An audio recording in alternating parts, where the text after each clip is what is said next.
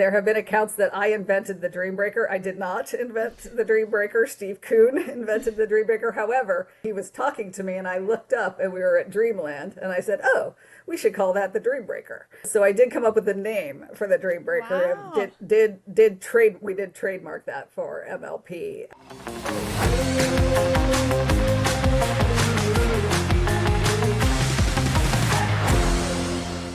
Hello, and welcome back to the Talk Pickle To Me podcast.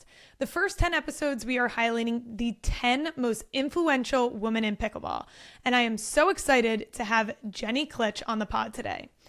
Jenny is a seasoned businesswoman at the top of pickleball. She was the commissioner of Major League Pickleball and the senior vice president of pro player relations and competitions at the APP. She also held the SVP of Ops and Chief of Legal at Octagon, where she provided legal counsel to many persons in the sports field. We have so much to learn from Jenny today. I cannot wait. So thank you so much for being on the pod. Jenny Klitch, Talk Pickle To Me. Well, thank you for having me, Caitlin. I'm really honored to be one of the 10. Although I heard Simone was the one before, so I don't know that I can compete with Simone. But hey, I'm just thrilled to be here. I'm thrilled to be part of this sport. I'm at the stage in my career where I take on assignments because they are passion projects, and I want to give back because sports in the past, tennis has pretty much given me everything that's good in my life. And so anything I can do to help players in particular make a living at the sport that they love, I am happy to be a part of that. Absolutely. Love it. Okay, before we get into this today, I want to make sure all of the listeners know to please subscribe on YouTube, Spotify, wherever you watch this podcast. If you're on Spotify, please give us 5 stars. We really appreciate it. And make sure you are following us on Instagram and TikTok at Talk Pickle To Me.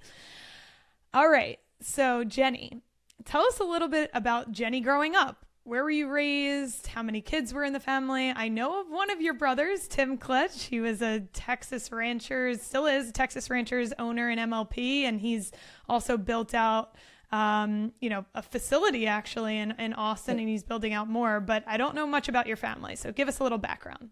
We're a competitive bunch, the Klitches. So anyone who hangs out with us has to enjoy that atmosphere. We grew up in Columbus, Ohio, and my dad actually started the first indoor tennis club in Columbus. And so he taught most of the top players and pros that came out of Central Ohio either trained at his facility or were taught by him. So when we wanted to hang out with Dad, we went to the tennis club. So there were lots of ball fights where we would throw balls at each other as kids. And my brother Tim, who you mentioned, we used to play a lot of tennis together, as well as my sister Jody. And so you just grew up around the sport. I was a very, very determined child. I love this sport of tennis, and I just wanted to play it all the time, probably to the annoyance of my parents. So I begged to play my first tournament at 11. When I was 14, I was 90 pounds, 4'11", 90 pounds. I won the state championship. And then when I was 15, I begged my parents to let me try a pro tournament. And they laughed and said, yeah, go right ahead because you're going to get your butt kicked. And so we took a family vacation down to Fort Myers, Florida. And I think I was in a pre-qualifier, probably 128 girls. And somehow I managed to get to the last round of that pre-qualifier, and we were leaving in the car. My siblings were so happy I'd lost because now we could go to the beach. And the tournament director chased after me, goes, don't go. We're going to draw for a lucky loser. And I was like, what's that? And so they drew my name. I got the lucky loser into the qualifier, lost in the last round of qualifying. They chased after me again, said there's another lucky loser drawing for the main draw. Drew my name. I got that. So at this point, I'm 15 years old. I'm on a family vacation that was supposed to be a spring break trip, and I think I'm on my 10th match. Wow. And my mom is just like, this is nuts. And so I lost the match because I was exhausted, and we were starting to leave to go home. And she said, you can't go home. You qualified for a tournament in Newport News, Virginia tomorrow. And my mom was like, no, she didn't. She's going home. And so we ended up driving all night, playing in that tournament. Lo and behold, those matches, I ended up popping onto the computer. And the next thing you knew, I went and played the Family Circle Cup tournament in Hilton Head, got to play Von Gulagang, took a set off of her. She was the Wimbledon champion. And I popped onto the computer at a place that qualified me for the French Open. And that was all good and well, but we were in the French Open and I was 15 years old, 16 years old, and I didn't have a passport. And so we had to go to our local senator, who was the astronaut, John Glenn, and he expedited a passport so I could go overseas with my mom in tow, play the French Open, and that's kind of how it all took off. So this was not a planned professional career. Wow. This was very, very lucky start, and got some breaks and took advantage of it. And a year or two later, I was top 50 in the world. So I ended up finishing high school by correspondence because I was traveling so much. Competed on the tour for about 7 or 8 years, and then after that went back to undergrad at the Ohio State University. Yes. Go Bucks! In a week, we got to win that championship. And then I went to law school at Michigan, which made me very sports conflicted. So I was going to say, you got two Big Ten schools. I looked it up. I'm like, oh my gosh. But, it's in terms of, just to get back to family, you also probably know my nephew, which is Matt Klitch, who is Matty Pickles, who we claim is the most famous Klitch of all. Love him. And by far the funniest Klitch. Hilarious. And then my brother and I constantly fight over who is the number 1 ranked Klitch in the family. So please do not give him a microphone, because I want to end this call with me being that number 1 ranked Klitch. Well, he is not a female, so he will not be getting the call yet. At least. Well, that is so awesome. I did not know that in-depth background about your tennis career. So that's fantastic. And I should have included that in your bio part of this, but how could you possibly know how it started, though? No, exactly. But that's awesome for everyone to learn about. Did you went to Ohio State, then you went to Michigan Law. When you were playing sports or growing up, did you know that you wanted to become a lawyer?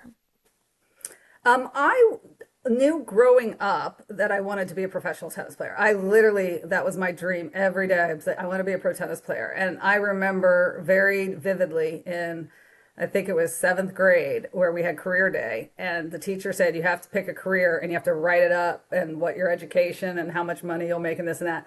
And I said, I want to be a pro tennis player. And he said, well, there's not any data on that. There's not a little card that says that's an actual legitimate career. Mm-hmm. And I'm like, but that's what I want to be. And he goes, you have to pick one of the careers in the box. Literally, he told me I had to stay in the box.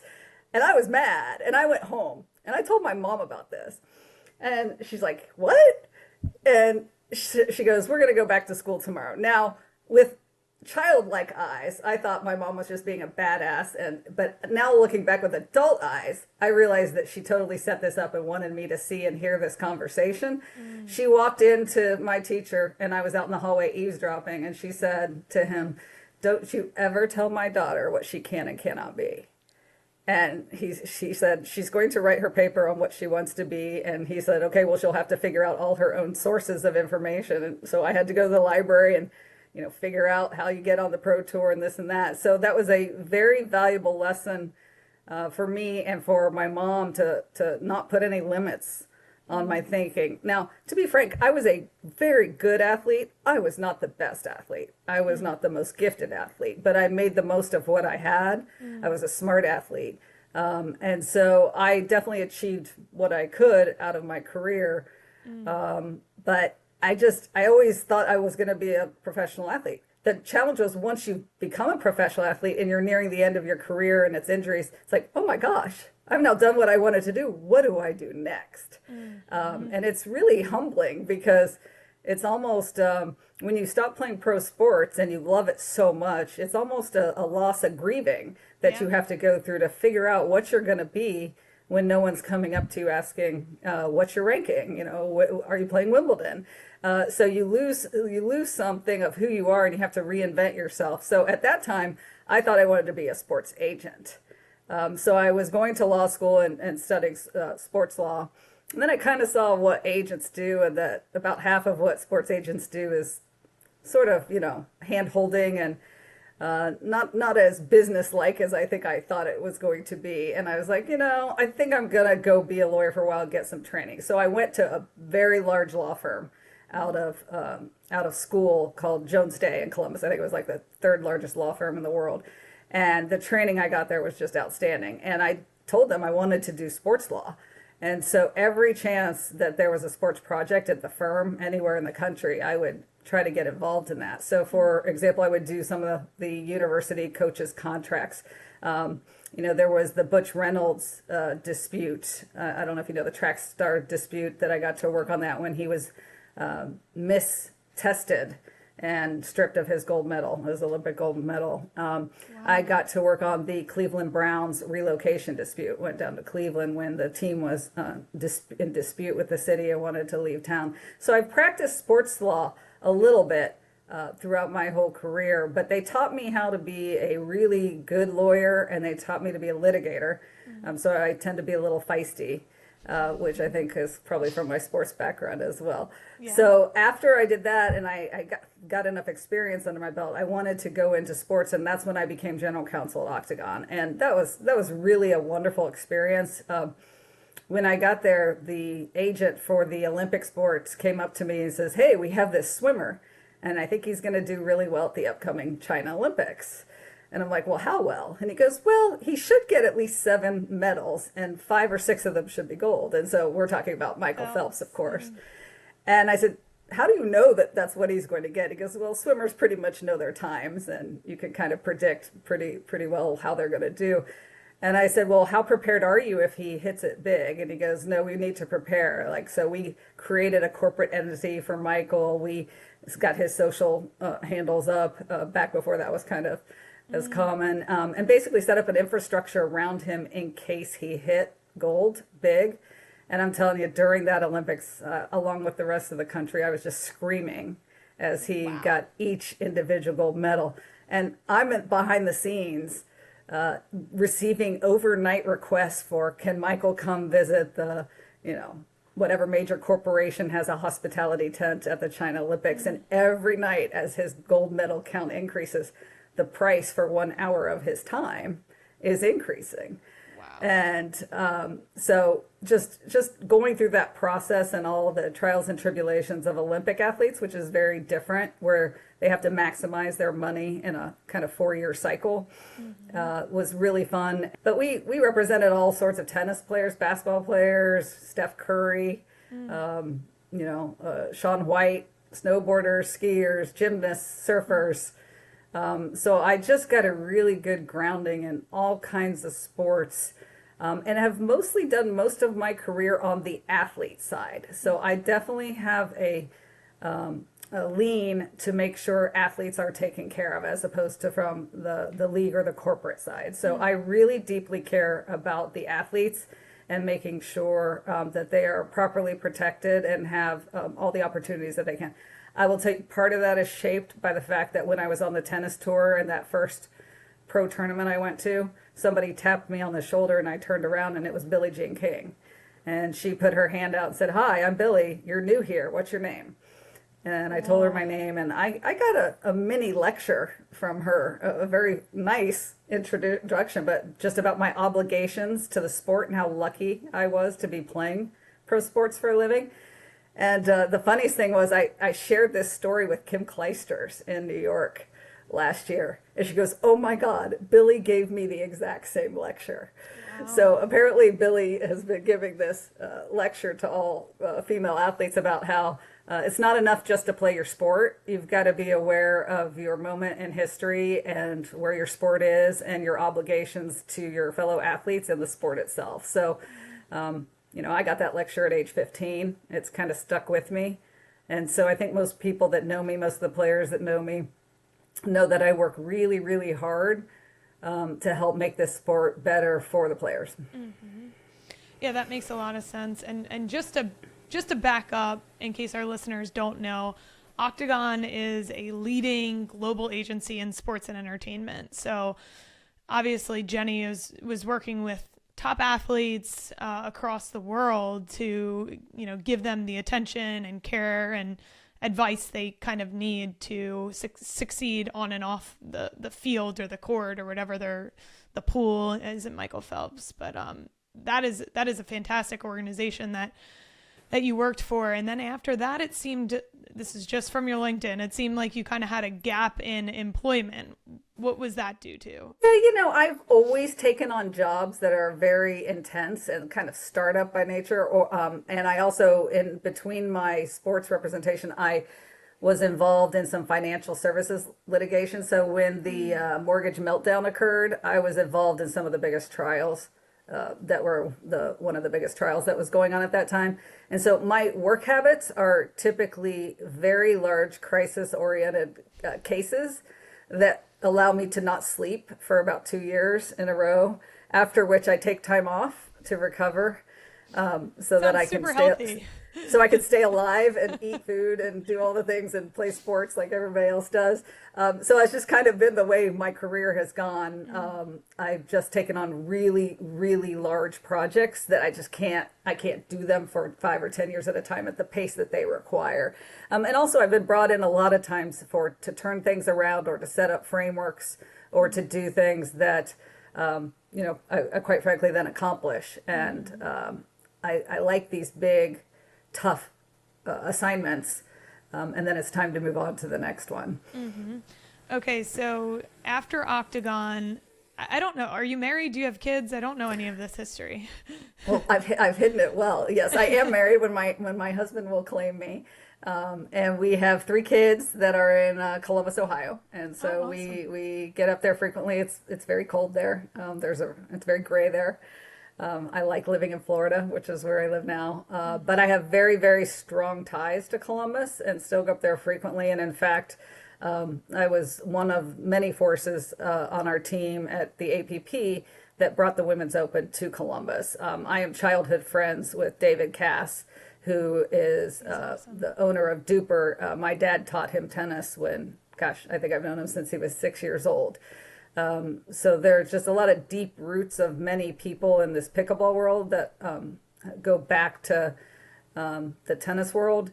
And our families have known each other a long time, and there's a lot of trust there. So that event was something very special and dear to me, and was kind of in honor of my parents, who had, there were a lot of people involved in that tournament that had been mentored by my parents. So that was a really, really fun and very sweet experience for me.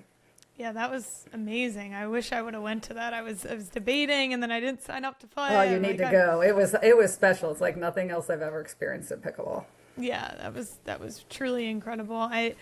My first ever Major League Pickleball tournament was actually at that same venue. Yeah. So, or in that area at least. So at Pickle and Chill, I think it was. Yep. And so, I was there. I remember it. It was fun. Yeah. So that holds a special place in my heart as well.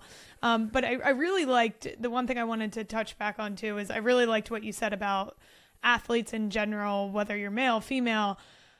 When you're finished with your sport, there is sort of an identity crisis. That what you went through is not just something that you experience, it's something that many athletes experience. It's very difficult to make a transition into the quote unquote real world. A lot of people know that I played soccer in college and I was going to go pro and had a bunch of knee surgeries, and my career was ended because of injuries. And I think that, like a lot of people in pickleball has sort of given them a second chance, whether they're playing it professionally or just on an amateur level. It's given them that second chance to compete in something again, to find friends in, something they can consistently get better at. As we know, it's easy to learn but difficult to master. So I really feel like pickleball has been, a great sport, but also therapy in a way for many of us that unfortunately couldn't continue to play our sports in whatever age of life that happened. So, I just wanted to mention that. Yeah, and I think that's a great point. And that's why, we've always encouraged at Octagon, and every organization I've been with, is to make sure that you have irons in a lot of fires. Like make sure your education is kept up. Make sure you have business contacts. It's not just about the sport. You do have to make that a priority to achieve what you want to achieve, but you do have to look longer term, and you have to treat your sport like a business, and you have to treat yourself like a business. And so, educating players how to professionalize pickleball is a big part of where it's going. So there are just so many opportunities because this sport hasn't even begun to slow down. So I think those that are in it now will have lots of post competition opportunities. But, I tell them, you're making the reputation and the context now that will set you up for the future. So, treat every person as a customer, a client, or future boss. So just, I always say, be nice to people. Yeah. Be professional. It's very true. You never know who you're talking to. Yeah, it's 100% true. You don't know who you're talking to. And for a lot of them, I don't feel like they fully understand that yet. I think a lot of them were kind of ex-tennis players or tennis players in the lower end of the tour or, D3. Some of them are D1 tennis players. And this was kind of thrown into their lap. And there are more people that are choosing it and going all in and practicing hard. But I think I said in the Julie Johnson podcast, not a lot of these players are taking it like a professional sport yet. They're not working that hard. They're not eating right. They're not going all in on their workouts. They're not drilling 24/7. They don't have that complete package, but I think the sport will get there. It will. And to be honest, I've seen this for me, this pickleball arc is exactly the tennis arc for women's tennis. So back in the 70s, right when I was starting to watch, in the 80s when I was playing, it was the same thing. They didn't have a title sponsor. Yeah. You could get by being kind of not in perfect shape, and you were hustling and the money wasn't deep enough. Not everybody could make a living. People were living in cars, the whole thing. So I've seen this arc and it will get there. I mean, look at tennis now. Look at the quality of athletes that compete on the tennis tour. Insane. It's insane. I mean, they're so athletic. So pickleball will get there. To me, this feels exactly like tennis in the 70s. But I think it's going to actually accelerate a little bit faster. As soon as it gets a little bit more organized, a little bit more money flows in, some more title sponsors, the prize money needs to be deeper. One day, tennis players will look over and go, wow, there's a lot of money over there. Maybe I'll try to play that. Right now, the tennis money is just so good. It doesn't make sense for a lot of players to try pickleball, but this I try to tell people this is a normal growth phase, and it just has to go through this phase to get where it needs to go. But the influx of athletic talent that is coming, especially because the sport has low barriers to entry, both in terms of access to the sport and financial means to play it. It's going to draw a lot of talent. And I mean, what we think is pickleball now and what we see in 20 years is going to be an even faster sport. I completely agree with that. All right. So take us back to 2021. You become the commissioner of MLP. Were you the first commissioner ever? And why did you take the role at the time? I was, and I did it because my brother says, hey, there's this job for commissioner. Do you want to do it? I'm like, what? And so I met with him. I mean, my brother was one of the first owners of the league. I sat with Steve. I'm like, yeah, that sounds like fun. I can do that. I've done things like that before. And so we're putting together the league. And I do have to clarify one thing. There has been some misconceptions out there in the media about the Dream Breaker. There have been accounts that I invented the Dream Breaker. I did not invent the Dream Breaker. Steve Kuhn invented the Dream Breaker. However, he invented the concept of it, and he was talking to me, and I looked up, and we were at Dreamland, and I said, oh, we should call that the Dream Breaker. So I did come up with a name for the Dream Breaker. Wow. We did trademark that for MLP. But it was a perfect job for me to do a startup, because what they needed and what my strengths are setting up a competition structure. They needed a format and structure and rules and processes, and those are kind of, I'm Six Sigma trained. That's kind of what I do. So to come in with a blank slate and try to set something up, and I'm telling you, that very first MLP was exhilarating. We knew that first event that we had a hit. It was just so exciting and so novel. And I did the first live draft, which I think was 2 or 3 hours long, which was way too long and way too long for anyone to be listening to me. But it was fun. And, everybody was in a great spirit. There was a period of time there where we mic'd up the players. I thought that was really, really smart. And I would have liked to continue that. I think the players should think about sometimes being a little more adventurous with the entertainment aspect of the sport. And remember that they're still trying to gain fans, but some players don't like to be mic'd, and it does inhibit strategy and behavior on the court. So I get that, but I think novel things like miking up players for team-based events is good. I would not do that for tour competition, but I think any novel way to play the game that brings in new fans and makes it fun and engaging is great. Yeah, I always think of the Savannah Bananas when people bring Exactly up right. novel concepts. They sell out every single MLB stadium across the country. You can't get in. Prices are crazy. This sport is not tennis. It is fun. It is rowdy. People want to hear what you're saying, and it's a closer environment. You can see more. So I think there's lots of folks out there with great ideas on how to grow the sport. They're just a lot of them are going all at the same time. So I do hope that the sport can grow thoughtfully. I agree. So you took the commissioner of MLP. You were in that role for a little over a year, I believe, and then you moved from the MLP to the APP. What was the impetus? Well, when I was working for MLP, we were very partnership oriented with the APP. So I was working with the APP all the time. We were coordinating schedules to make sure we weren't stepping all over each other. And at that time, I think we weren't formal partners, but we were certainly friendly. So it was not an unusual move. And, I felt like I'd done what I set out to do, which is set up the structure for the competition. And that structure has held pretty well, I think. I mean, it's been tweaked as it should. Everything should be always improved. But I think the really good bones of it were set down in that first year. So I feel really proud of my involvement. I'm really appreciative to Steve Kuhn. I'm appreciative to my brother. It was, he took a big chance buying one of those first teams. I mean, he didn't know what it was going to be. And he was also very important to the marketing of the sport, especially through his, he had the Pickle Ranchers, and then now he has opened his Austin Pickle Ranch.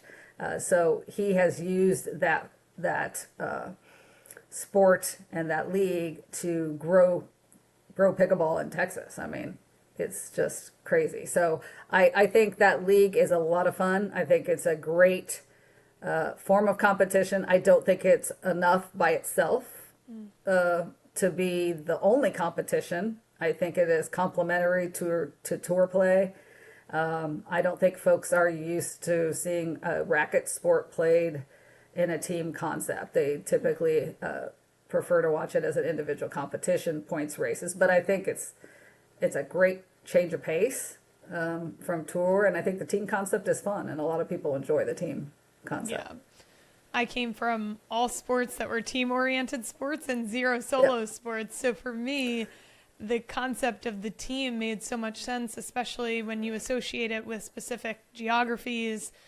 You can build fan bases, you can build a network of working up to be a part of the minor league teams and then the major league teams and have sort of a funnel of players playing under it. So I see both sides, and I think that's why the tours and MLP have...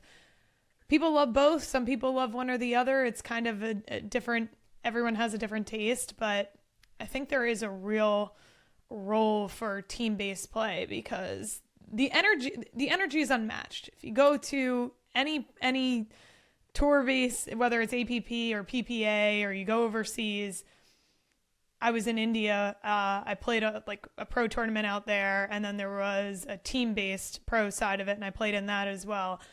And the tour side is like, whatever. I mean, people like it. I like that the best get to play against the best. There is totally something that I appreciate about that. But the team-based concepts, people just go crazy about, whether it's people on your team or spectators. I just feel that there is a different energy. And you even saw it with the World Cup in Peru. My friend Ercilio put that on in Peru last year, and the videos are insane. I've never seen people care so much, so deeply. And I think it's the team base. I don't know what it is. It's some special sauce that when people come together and play a sport, the energy is just different. The will to win and fight for your teammates is different. Yeah. I agree, and I think there's a lot of different ways to play pickleball. I think team is one of them. I think individual is one of them. I think they all have a place, and I think they all support each other. It's hard to have a team event without knowing who the best players are, and they have to establish themselves on a tour so you know who you want to draft and pick, because it's hard to tell who's individually the best to put on your team. I would liken it to golf, that golf tournaments do very well, but Ryder Cups and some of those other things and the new venture by Tiger Woods are wonderful complements, and they can be additive. They don't have to be all or nothing. I think people like to consume their sports in lots of different ways, but as long as it's engaging, I think it helps grow the sport. Look, I'm all about growing the sport and helping the players. So if it grows the sport and helps the players, I'm a fan. Very well said.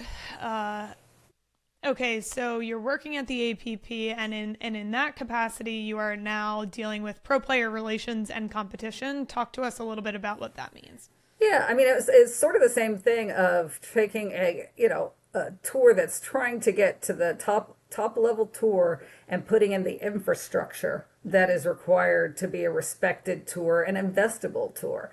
And that's everything from, a point system, a ranking system, how draws are made, wild card system, prize money system, entry, acceptance, all that stuff. Plus then managing the players. Now, I will tell you, I took the job, and I think 2 weeks later, all the chaos hit. So never really, had a time there when it wasn't people fighting for the talent. I just think that, I'm a fan of a tour structure that is a true competitive structure where you are paid when you win. I think that has the right things. I really was trying to help grow the prize money, which I think did happen, and it will continue to grow. I think players need to be incentivized to play. I personally don't like restrictions on players, again, because I'm pro player. I like to see players have every opportunity to earn income that they can, especially because the sport is not mature yet. And to choke off earning potential for players is, I think, harmful to them. So I just wanted to create something that was a truly respectable, competitive, competition-based, fair, objective, transparent tour. And I think I did that. I mean, I have gotten some very kind notes from players saying that I really did make the tour fair and objective and reliable, and that's what I set out to do. So I really appreciate all those folks that reached out to say that. But that's what a tour has to be to have credibility, for people to believe the results. They have to believe it's fair. That's why one day the sport will get to the place where it's going to have lots more anti-corruption and gambling controls and drug testing. And so all those things are so important to maintain the credibility and fairness of the actual competition. Because people want to believe when they go to watch somebody compete that they're trying their hardest, they're fighting for something, and that it matters. If they don't think that, they're not so interested. So I'm really, really proud of the work I did with some great people at the APP to put the tour in a better place, and I think it's showed. I know that they have a lot of strong investment interest, and I think they've got a bright future.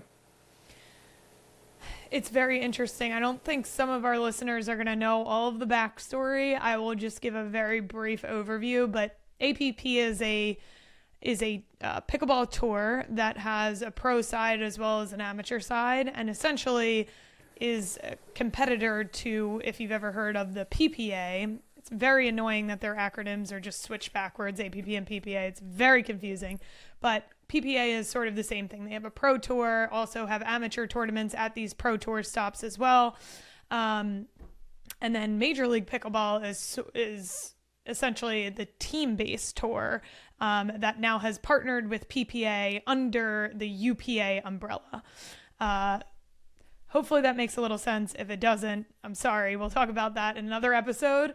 But when Jenny started with the APP, as she mentioned, basically MLP decided to partner with PPA at this time. There were tour wars. Everything was crazy. It honestly felt more like MLP was going to partner with APP, and then they pulled a little switcheroo and then went with PPA.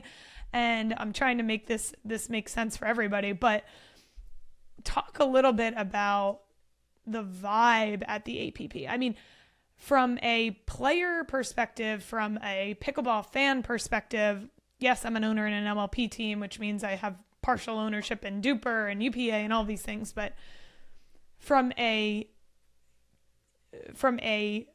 fan's perspective, from a player perspective, people love competing at the APP. People love the environment. Why is that? What is the differentiating factor between the APP and other tours in the US or overseas? What is the juju? I think it starts with what Ken Herman started from day one, which is a tour that was for the players. And when we say that, we mean all players. You know, it's not just the pro players, it's the amateur players. And we feel that they're equally important, different. They have some different needs. And that's why I joined the APP, because my whole life has been about being for the players. I won't take a job or stay on a job if I don't feel like I cannot do that, because that's just what I want to do with the years that I have left to work. I just want to make it a better place for players. So I think it's because of that, and you know, putting the right people in the right positions that can make players feel like they matter. And it's everything from how things are structured, like on the pro tour, like I said, like fairness, treating players fairly, having the draws be fair and how they're done, and transparent and consistent, having people on site that are there to help you and find your way around and walk you through, you know, changes in technology platforms and all that. So, you know, when your guidepost every day is growing the game properly and making sure it has a long-term future and you care about the players, everything you do lines up to that. And so that's just and it's just good people. They are good people trying to make sure that the players are taken care of, from where the player tents are put. You know, do they get food? One of the first things I did when I started with the APP tour is got lunches for the pro players, because I was like, these guys are playing all day. They cannot leave. They need food. They just need food. Like, let's just be realistic. And that was a very large expense to feed the players. And on the days that we feed the pro players, we feed all the pro players. It's not the top 10 pro players. It's not the players that play mostly with the APP. You know, if you signed up for the APP event, you get lunch. So it's just day in, day out decisions of and just really caring about the sport. When you care about the sport, you are doing everything to make sure the sport survive, which means being fiscally responsible. But you're not driven every day by making money. You just think if you do the right things, you'll make money, right, and that the sport will survive and endure. So I just think that started from Ken Herman, and has continued to this day. And you know, there's good people all throughout pickleball that really, really care about the sport. And some just have differences of opinion on how to make it have the best long-term interest, best long-term chance of surviving. And people do it different ways. But I do think, like, you've got to grow a sport thoughtfully, carefully. I think managing your expenses, you know, I look around when I look at some of the other tours, and I'm like, I don't know how they afford the player costs. You know, I'm grateful that the players are getting paid. Don't get me wrong. And I completely get every player that's taken that money. I don't blame them. But when I do the math, I just can't figure out how that is sustainable. I hope it is. I really do. I hope for the players that it is sustainable. Yeah. And I've coached and counseled players all along how to, you know, make those decisions that are best for them. And how to finance their careers and when to make certain decisions and what events to play. And again, if it's good for the game and it's good for the players, I'm good with it. And I don't know, the jury's still out. There's just lots of different strategic approaches going on right now. And I don't think we'll know which one is going to be the long-term best approach for another 5 or 10 years.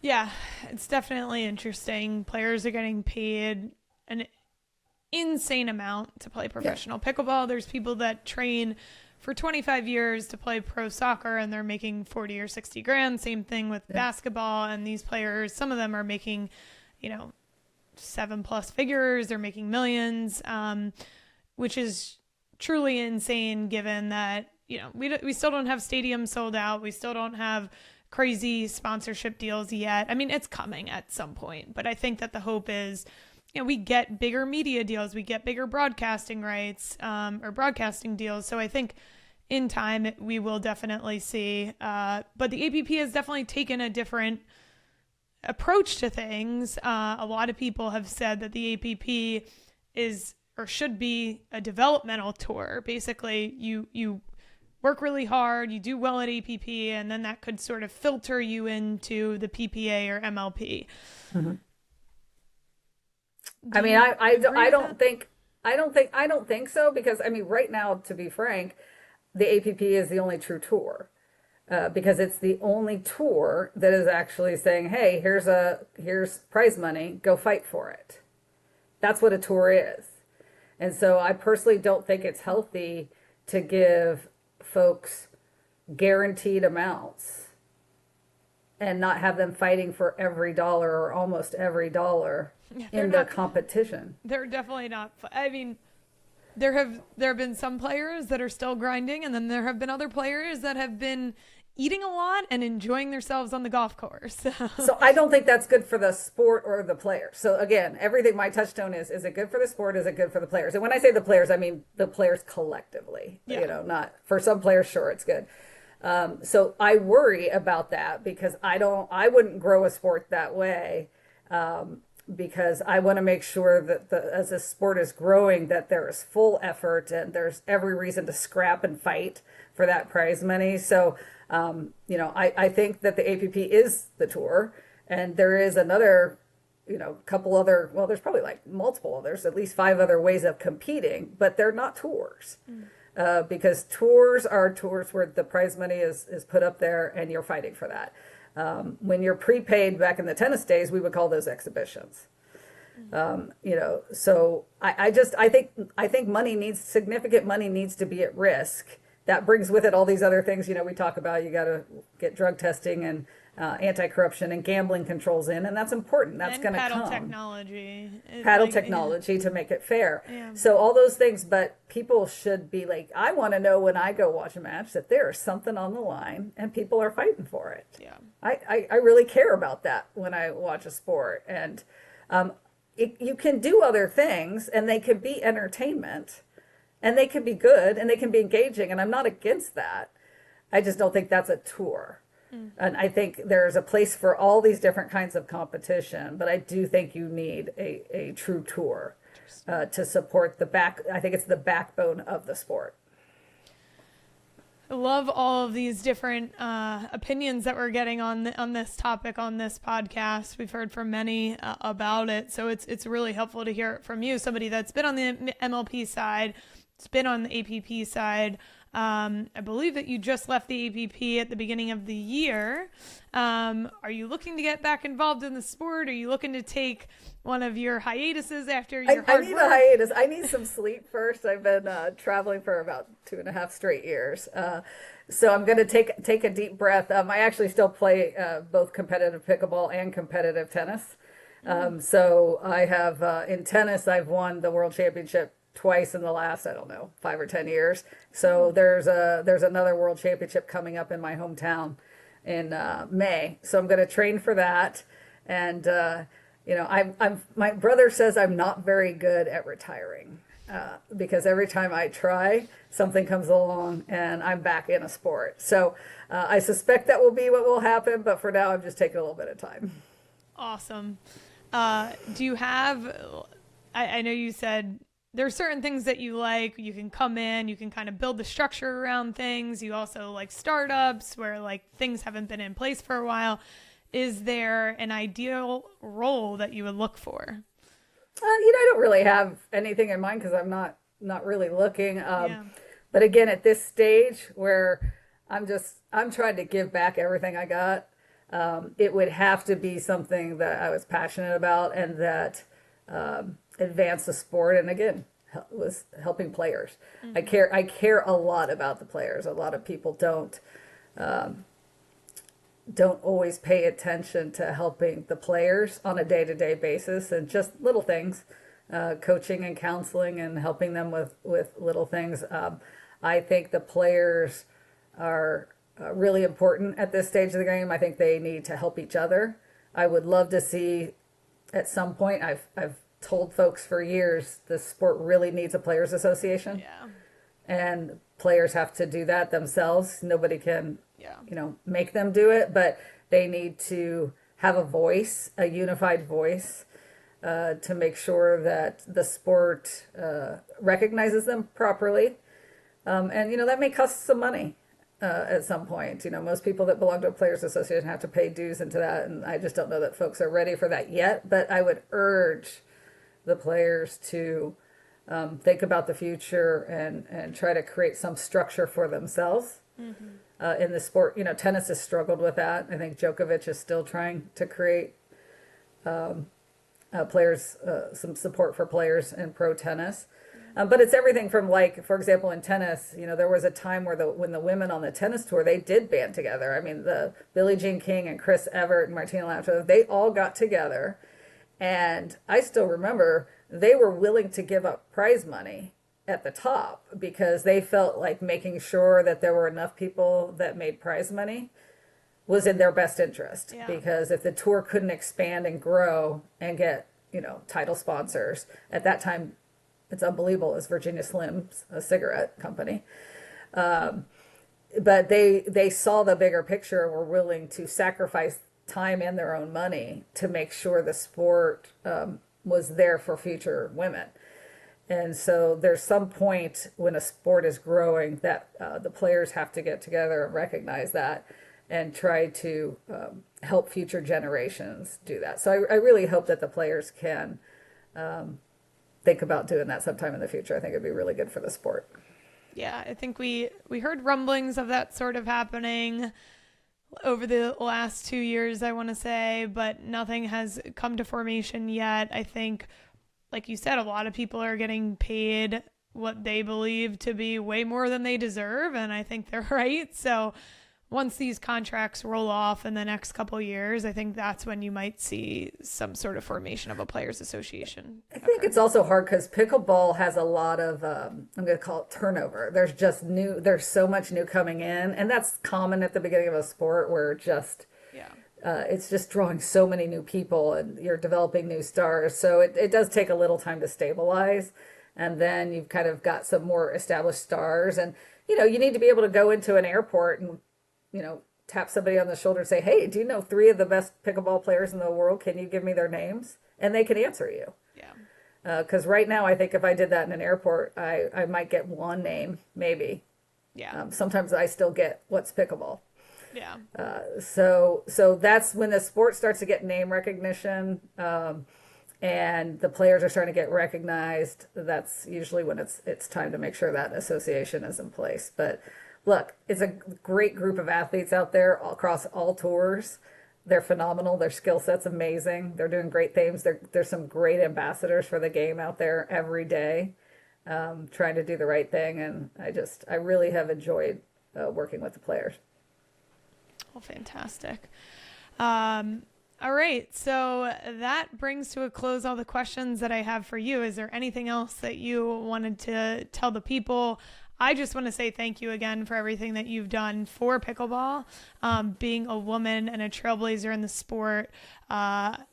Did not know that you came up with the name Dream Breaker. That's one of my favorite, if not my favorite format in pickleball. I love the Dream Breaker.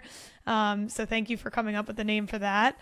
Thank you for, trying to bring a sense of transparency, and you've just been a leader for so many people to grow pickleball. And I think being a woman in the sport, having a law degree, being an athlete yourself, I think all of that combined has enabled you to be successful in the roles that you've had. So I think for a lot of people listening, just because you may have education in a certain discipline doesn't mean that you should limit yourself. Kind of what we learned in when you were young in your school days, like never limit yourself, never put yourself in a box. You can continue to grow and expand over your lifetime, and look at all the roles that you've had and how many lives that you've impacted. So thank you. Well, thank you. And look, I got to say that people paved the trail for me. So the Billie Jean Kings and the Chris Everts and the Martina Navratillos and everybody that came from my parents, my family. I feel so enriched to be able to have sports in my life, both from work and competitive. So I feel like everybody has enriched my life, and I've received way more than I've given. So I look forward to doing more of that. Absolutely love it. Okay, last but not least, Jenny Klitch, you have to say, talk pickle to me in the sexiest way you can. My husband is going to kill me. All right. Hey, talk pickle to me. I love it. There you have it. Jenny Klitch, a fantastic, phenomenal businesswoman, wife, mother, you name it. She's done it. Lawyer, agent, helping the pros, helping grow the sport of pickleball. Pro tennis player. I didn't even know all of that history. Absolutely amazing. So once again, thank you for joining us. Thank you to all of the fans, all of the people tuning in from everywhere. This has been another fantastic episode of Talk Pickle to Me. Again, we are highlighting the 10 most influential women in pickleball. Jenny Klitch was one to remember. Please make sure you subscribe, follow us on Instagram at Talk Pickle to Me, and come back for the next episode. New episodes drop every single Wednesday. And last but not least, I wanted to mention the Necker Island Pickleball Forum. If you ever want to travel to Richard Branson's private island and you want to play with some of the top pros in the sport on that amazing island, in the most beautiful place in the British Virgin Islands, with the most delicious food I've ever had in my life, with wildlife that you could only dream of, flamingos, kangaroos, tortoises, unbelievable, and the food, the highest quality, natural, just most amazing food ever. It was my favorite trip of my life. It is coming up next month. So if you have any interest in going with your friends, please reach out. They are raising a lot of money for all of the LA victims. So that is going to be a trip that you would die to go on. It's a once in a lifetime. So once again, please reach out. Thank you again so much for joining in, and we can't wait to see you on our next episode. I'm Pickleball Chick. This is Jenny Klitch. Thank you so much for listening.